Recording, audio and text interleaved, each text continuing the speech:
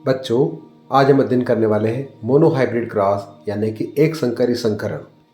जब हम एक जोड़ी विपरीत लक्षणों की वंशागति का अध्ययन करते हैं तो इसको हम एक संकरी संकरण या मोनोहाइब्रिड क्रॉस कहते हैं।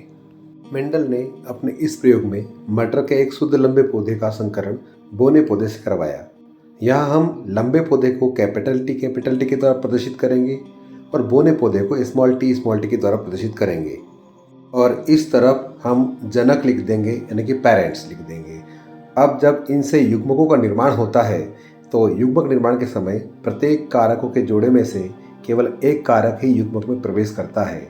इस प्रकार लंबे पौधे के सभी युग्मकों में कैपिटल टी कारक रहेगा, जबकि बोने पौधे के सभी युग्मकों में स्मॉल टी कारक रहेगा। अब इस तरफ युग्मक लिखकर प्रदर्शित करें।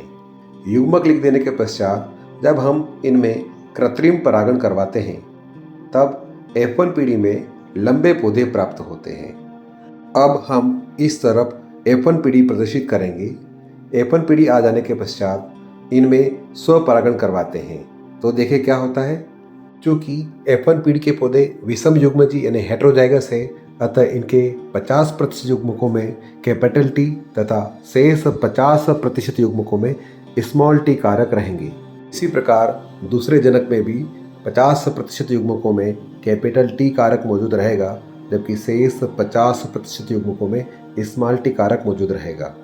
अब इन युग्मकों के थोड़ा नीचे 4 अलग अलग बिंदु या पॉइंट बना लें। अब इनमें क्रॉस करवाने का एक फार्मूला बनाया है जिसे आप ध्यान में रखकर F2 पीढ़ी को प्राप्त कर सकते हैं। वो फार्मूला है 13, 14, 23, 24। अब क्या करें, आप पहले पॉइंट पर 13 नंबर को लाना है, अर्थात पहले बिंदु पर पहले नंबर और तीसरे नंबर वाले युग्मकों को लिखना है। अब दूसरे पॉइंट पर 14 नंबर लाना है, अर्थात यहाँ पर पहले तथा चौथे नंबर के कारकों को लिखना है। इसी प्रकार तीसरे पॉइंट पर 23 एवं चौथे पॉइंट पर 24 नंबर वाले कारकों को लिखना है। इस प्रकार यहाँ पर F2 पीढ़ी आ जाएगी। अब इनके जीनोटाइप को देखते हुए जिनमें कैपिटल टी कारक मौजूद हो उसे लंबा पौधा लिख देना है और जिसमें केवल स्मॉल टी कारक मौजूद हो उसे बोना पौधा लिख देना है। अब इसे एक चेकर बोर्ड के द्वारा प्रदर्शित करें। चेकर बोर्ड बनाने के लिए आप इसकी F1 पीढ़ी को देखें कि इस F1 पीढ़ी से कितने प्रकार के युग्मक प्राप्त हुए हैं। जैसे यहाँ 2 प्रकार के युग्मक कैपिटल टी और स्मॉल टी प्राप्त हुए हैं, तब उस संख्या यानी कि 2 का गुणा 2 में करें तो जो भी संख्या आएगी, अर्थात 4 संख्या आई है तो उतने खंड वाला यहाँ पर चेकर बोर्ड बनेगा। जैसे यहाँ पर 2 गुणा 2 बराबर 4 संख्या प्राप्त हुई है, इसलिए यहाँ पर 4 खंड वाला चेकर बोर्ड बनेगा। अब ऊपर के अक्ष पर नर युग्मकों को दर्शाएं, जैसे कैपिटल टी एवं स्मॉल टी को लिख दें। इसी प्रकार नीचे की ओर मादा युग्मकों अर्थात कैपिटल टी एवं स्मॉल टी को दर्शाएं। अब हमें यहाँ जो 4 खाने प्राप्त हुए हैं, इन खानों को हमको भरना है। इसके पहले खाने को भरने के लिए ऊपर से कैपिटल टी कारक को लिखें और सीधे हाथ की ओर से भी कैपिटल टी कारक को लिखें।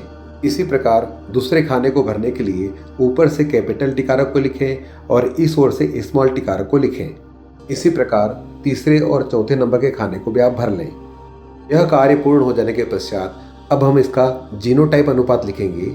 तो यहाँ देखेंगे चेकर बोर्ड में कैपिटल टी कारक एक ही बार है, इसलिए 1 लिख दें और अनुपात का चिन्ह बना दें।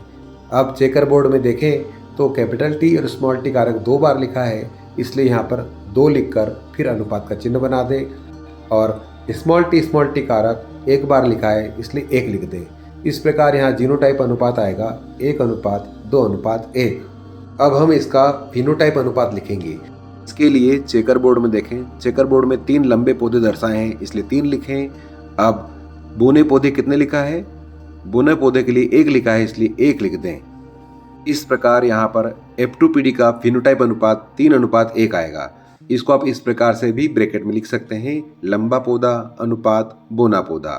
इतना लिख देने पर यह क्लियर हो जाएगा कि यहाँ पर 3 लंबे पौधे हैं और 1 बोना पौधा है। इस प्रकार 75% लंबे पौधे प्राप्त होंगे और 25% बोने पौधे प्राप्त होंगे। इस प्रयोग को आप इस प्रकार के चित्र के द्वारा पूरा प्रदर्शित कर सकते हैं। यह वीडियो यहाँ पर समाप्त होता है। आप चैनल को लाइक और सब्सक्राइब जरूर करें, जिससे इस प्रकार के वीडियो आपको प्राप्त होते रहें।